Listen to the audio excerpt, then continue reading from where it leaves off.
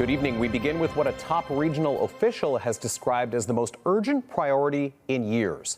Ideas to tackle the water capacity crisis sparked a marathon discussion at Regional Council last night. But they didn't make any decisions yet, and it could be weeks before they do. As CTV's Spencer Turcotte tells us, that leaves just about everyone in limbo.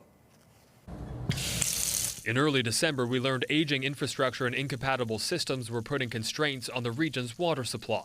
Staff have been working really furiously to find some solutions. Those solutions are aimed at the Mannheim service area, which includes Kitchener, Waterloo, and parts of Cambridge and the townships. A new pumping station and new wells, a new modular technology at the Mannheim water treatment plant, expanding existing well supplies, and then reallocating water supply. Regional staff say these solutions aren't about picking one or the other, and instead about implementing them in conjunction to ensure there is enough water for future growth.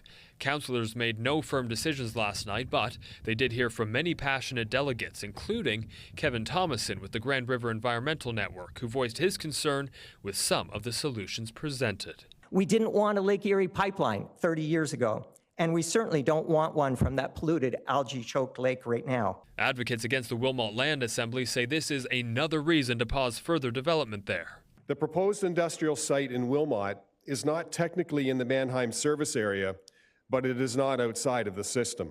At the same time, councillors heard from the development community about the effects on jobs this pause on new projects around the region is having. It's the operators who are operating the machines, that are people that are putting the pipe under the ground that won't even be drawn from for multiple years. And unfortunately, the longer this goes on, it's going to have a greater chilling effect beyond the weather that we have outside. Many of these engineering conversations could have happened, and there could have been solutions that were found before pausing all of the development. Regional staff now have to look over a lengthy report involving the proposed solutions and bring recommendations back to council.